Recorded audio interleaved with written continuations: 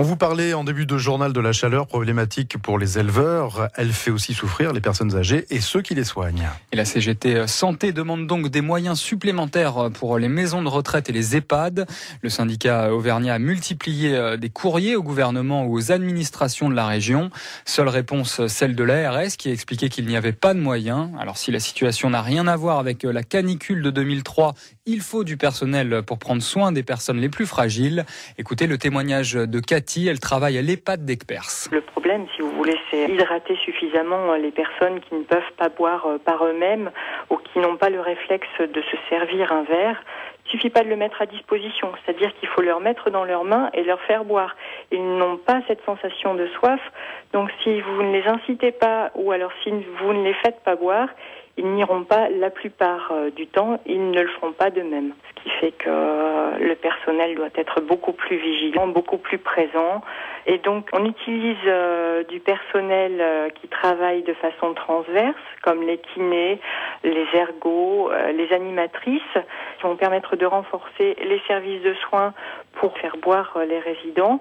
Et ces personnes, par contre, ne font plus leurs activités qui étaient prévues. C'est une alternative qui a été choisie, mais il n'y a pas de personnel en plus. Plus de moyens pour les maisons de retraite et les EHPAD. Alors, c'est en tout cas ce que demande la CGT Santé du Puy-de-Dôme. Pendant l'été, avec les fortes chaleurs, les personnels sont beaucoup plus sollicités. Il faut redoubler de vigilance pour éviter les accidents. Le syndicat auvergnat a donc multiplié les courriers au gouvernement ou aux administrations de la région. Pour le moment, pas de réponse. Jacques Cocheux, le responsable régional du syndicat, se demande où sont les moyens promis avec la journée de solidarité. On nous a piqué le lundi de Pentecôte dans le cadre de la solidarité avec les personnes âgées.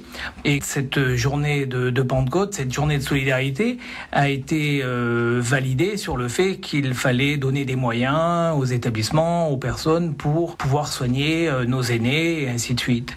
Depuis la création de cette journée de solidarité, en fait, on voit plus les moyens arriver, on voit plus d'aide qui avait été préconisée. En fait, ça ressemble tout à fait à la vignette qu'on nous avait créée à l'époque et qui a été retirée depuis. Mais en fait, ces journées de solidarité sont uniquement là pour prélever du fric et pas pour en donner là où il faut. L'État, d'ailleurs, la ministre a annoncé que un peu moins de 500 décès dus à la chaleur et que c'était nettement en amélioration par rapport à l'année 2003.